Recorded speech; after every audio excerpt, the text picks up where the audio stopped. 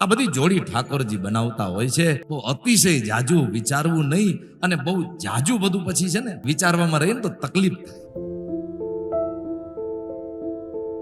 જી હા, જગતના લૌકિક જીવ છે એને તો સારું રૂપ ગમે છે. હા, નાની નાની વાતનું આજકાલ છોકરો છોકરીને જોવા જાય કે છોકરી છોકરાને જોવા જાય તો નાની નાની વાતનું ધ્યાન રાખે છે. આવું હોય તો જ ગોઠવવું છે, આવું હોય તો જ આગળ વધવું છે, આવું હોય તો જ નક્કી કરવું છે, આવું હોય તો જ હકપણમાં આગળ વધવું છે. કેટલી બધી કન્ડિશન્સ ને લઈને જાય છે લોકો, અને તોય બધુંય જોયા પછી પાછું લગ્ન કર્યા પછી 2 વર્ષ પછી પાછું હતું ઈ નહીં, ડિવોર્સની વારી આવી જાય, લો છૂટાછેડાની વારી આવી જાય. નહીતર ગણે બધું જેવું ગમતું હતું એવું જ પસંદ કર્યું હતું પણ તોય ભેગું ન થયું. આ બધી જોડી ઠાકોરજી બનાવતા હોય છે.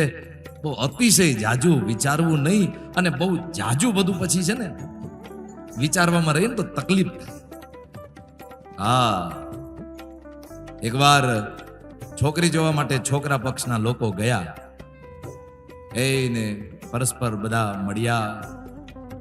દીકરીએ છોકરાને જોયો, છોકરાએ કન્યાને જોઈ, પરસ્પર બંને પિતા એ મળ્યા, પરસ્પર એકબીજાની માતા એ મળ્યા, વાતોચીતો થઈ. બધું થયા પછી કન્યા મર્યાદા પ્રમાણે એના પ્રકોષ્ઠમાં જતી રહી. એટલે પિતા હળવેકથી પાસે ગયો અને પછી વાત કરે છે કે અમને તો છોકરો ગમે છે, દીકરી તારી શું ઈચ્છા છે,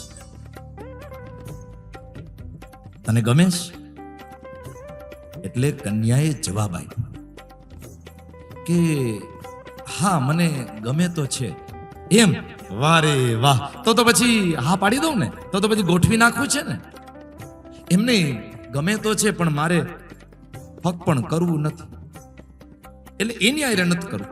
તો કેમ? ગમે તો છે તો વાંધો હું છે? તો કે રેવા દો ને, મારે નથી આગળ વધવું. પણ કારણ તો કે તકલીફ હું છે? ગમે છે ને પાછી નાઈ પાડે, કારણ શું છે? એટલે છોકરી હું બોલી ખબર છે? એ કે માથામાં તેલ નાખીને આવ્યો છે. જગતના જીવ માત્ર ને માત્ર લૌકિક રૂપને જ જોશે, લૌકિક રૂપને જ જોશે. બોલો, હારો હોય, બધી રીતે ડાયો હોય, તેલ નાખ્યું તો હારું કહેવાય, તેલ નાખે તો હારો કહેવાય. કોરા વાળ રાખી અને એ રેશમી જુલ્ફે એવું કરે ઈ ખરાબ કહેવાય. સીન સપાટા કરતો હોય એને ખરાબ કહેવાય. આ તો બિચારો ડાયો ડમરો તેલ નાખીને આવ્યો તો એમાં શું વાંધો? માણસને બહુ વિચિત્ર છે અત્યારે, કેવી કન્ડિશન્સ મૂકવામાં આવે છે. બાપ જેવો બાપ છે એ પોતાની દીકરીને પ્રણાવતા પહેલા છોકરાની પાસે કેવી કન્ડિશનો મૂકે, મનમાં કેવા વિચારો રાખીને એની દીકરીને પ્રણાવવા માટે તેનો બાપ વિચાર કરતો હોય. હું તમને બહુ સત્ય અત્યારની પરિસ્થિતિ વિશે એક વાત કરું, ચર્ચા કરું. બાપ એમ વિચારતો હોય એની પાસે સરસ મજાનો મોટો બંગલો હોય, એકાદું ફાર્મ હાઉસ હોય, એને એકાદી સરસ મજાની મોટી BMW જેવી કાર હોય, અને સરસ મજાની બેંક બેલેન્સ હોય. આ રીતનો જો છોકરો હોય ને તો મારે એને દીકરી દેવી છે. હું ઈ બાપને એમ કહું કે તું તારી આખી જિંદગીમાં આ બધું ભેગું કરી શક્યો છે? તું ખાલી વિચાર કરી લે કે જ્યારે તું યુવાન હતો, તારા લગ્ન થવાના બાકી હતા, ત્યારે તે ફાર્મ હાઉસ ભેગું કરી લીધું તું, મોટો બંગલો બનાવી લીધો હતો,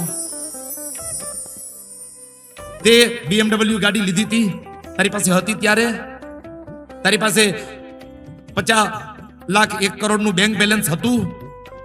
પોતાની પાસે નતું, પણ એને અપેક્ષા છે કે હું જે જમાઈને ગોતું એની પાસે આ બધી વ્યવસ્થા હોવી જોઈએ. પરિણામે સાહેબ, આજે સામાન્ય ગરીબ પરિવારનો દીકરો હોય ને એને કોઈ દીકરી દેવા તૈયાર નથી, દીકરી દેવા તૈયાર નથી. વિચાર તો કરો.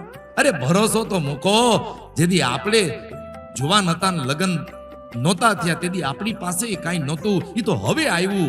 આટલો આખી જિંદગી વિતાવ્યા પછી કમાઈને હવે ભેગું કર્યું. એમ એ છોકરાને મોકો તો આપો, મોકો તો આપો. એ ભેગું કરશે, ધીરે ધીરે એ આગળ વધશે. પણ ખબર નહીં, ડિમાન્ડ બહુ વધી ગઈ છે માણસો. અમારે તો સરકારી નોકરી વાળો હોય તો ચાલે, કારણ કે અમારે તો 20-25 વીઘા જમીન હોય ને તો હાલે. શું કરે છોકરો? તો કે છોકરો તો દુકાન ચલાવે. તો કે ના, દુકાન ચલાવે તો પછી અમારે આગળ નથી. પણ તો દુકાન કરે તો બિઝનેસ કહેવાય. આજે બિઝનેસમાં તો લોકો સરકારી નોકરી કરતા વધારે કમાતા હોય. બિઝનેસ ઉપડી જાય તો રૂપિયો થઈ પડે. ભરોસો તો મૂકો, ભરોસો તો મૂકો. આજના જુવાનિયાઓ એમની હાલત કફોડી થઈ ગઈ છે. અત્યારથી જ ડિમાન્ડના પોટલા એ જુવાનિયા ઉપર મુકાવવાનું ચાલુ થઈ ગયા છે. તો જ છોકરી મળે કે સરસ મજાનું મોટું જાતે મહેનત કરીને ઊભું કરેલું મકાન હોય, બે ચાર પ્રોપર્ટી હોય, ખેતી વાડી હોય, ગાડી હોય, નોકર ચાકર હોય, તો જ લોકો દીકરી આપે, નહીં તો દીકરી નો આપે.